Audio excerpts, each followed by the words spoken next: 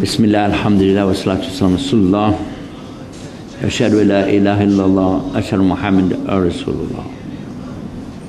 When we talk about calling the people to Islam, what we're saying is that we're calling them to a special relationship between them and their Creator. We're not calling them to our club. We're not calling people to our particular fraternity or sorority. What we're doing is telling them about a way that they can be closer to their Lord and closer to success of this life and the next life. Islam is a noun, but it's based on a verb, aslam. This is important to understand because you don't call people to something you don't even know what it is. You'd be surprised that many people calling to Islam know less about Islam than a guy who's out here trying to sell used cars knows about used cars. Because if I'm going to sell something and people ask me a question and I don't know the answer, I'm not going to be much of a salesman, right? Well, in calling to Islam, I should at least know what does Islam mean.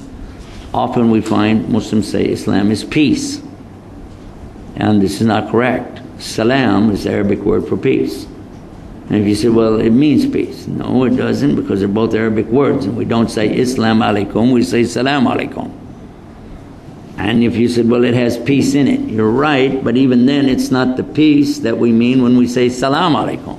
Salam alaikum, the peace of Allah be on you or with you. But when we say Islam, what we're talking about here is a relationship between two entities. One of a servant, the other of a master. And it's very clear from the meaning of the word, because it is in English, you have to have 5 English words to get aslama. The first one is surrender, and that's to give up.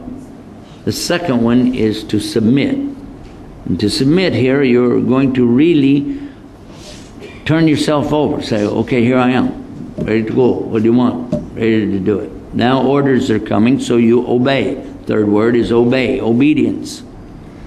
And it's not the kind of obedience that you do like, okay, I'll do it and if you force me, or, you know, if I have to, if anybody's watching. So the next word is sincerity. It's sincere, total sincerity, because the person is doing it not just because he's been told to do it, not just because he wants to make other people happy, not just because he wants to get some money for it or whatever. He's doing it because he said he would do it. He's going to do it no matter what happens. And it's very sincere, and he's not doing it for showing off. He doesn't care if anybody sees him or not. He doesn't care if anybody likes it or not, even if the whole world is against him on what he's doing. If he's doing it for his master, he's going to continue to do it. That's a big sincerity.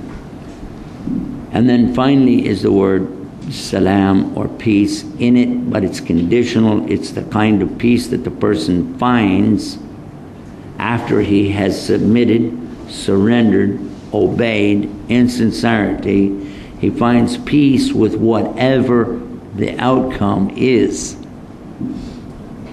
Don't think that it means if I do all these, then I'm going to get what I want. No, it means that I'll be at peace with whatever I get. Make this distinction and write this one down. This is worth writing down in English language. The difference between success and happiness is simple. Success is getting what you want. Happiness is wanting what you get. And only the last one is really tawfiq in Islam. The tawfiq in Islam, the word success in Arabic, tawfiq, is to be happy with whatever you get. Many of us, we want things, and we go out after them. But in almost every single case, you never get exactly what you wanted. You get something.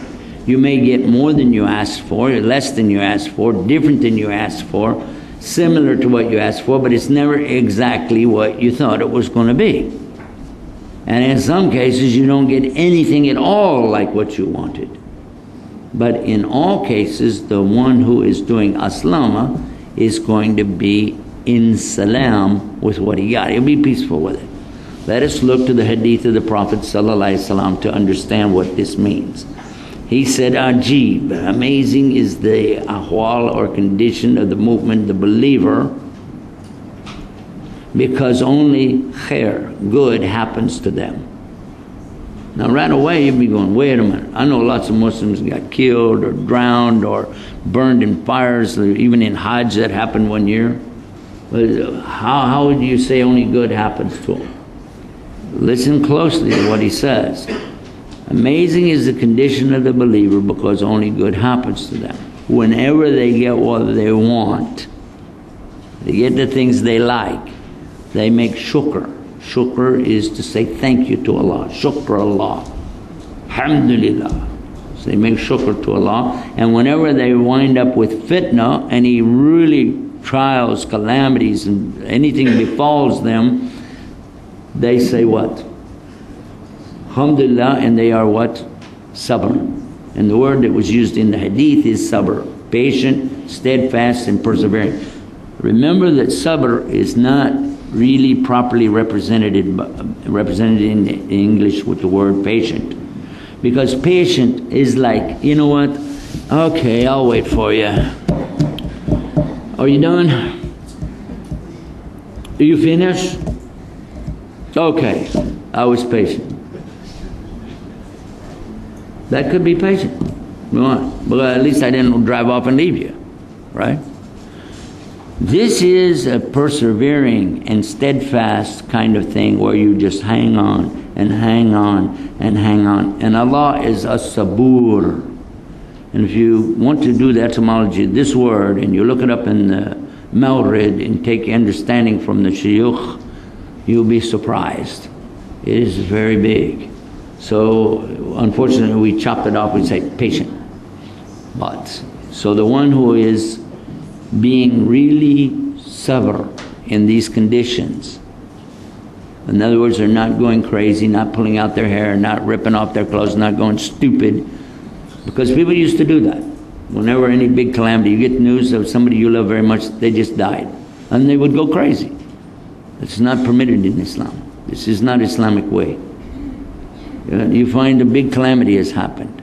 And what is the Muslim supposed to say? Inna lillahi wa inna ilayhi raji'un. So you already know, from Allah we came, and to Allah is the return, and that's it. It's from Allah. The only reason you are here right now is from Allah. The only reason you're sitting here is from Allah. And whatever happens next is from Allah.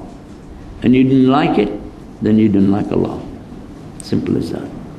So we'll continue with the hadith, and he said that whoever is in this condition as a movement, it's going to be good for them. But it's only in the condition of the movement.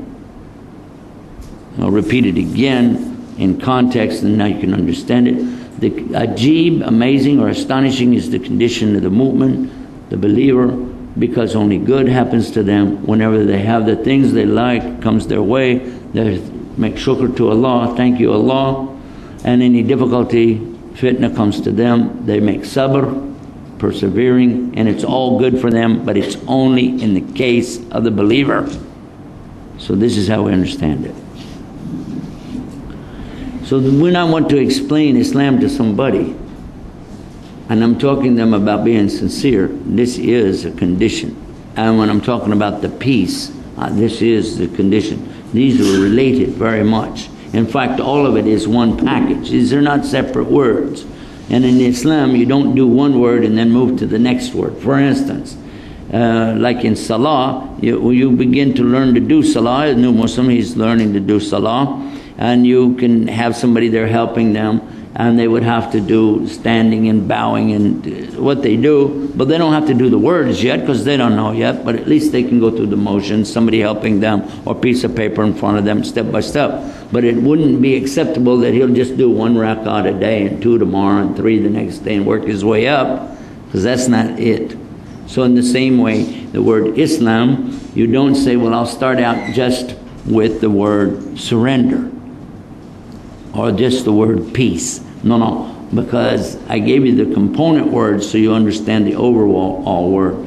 But somebody is not ready for Islam until they're ready to do all of it at the same time.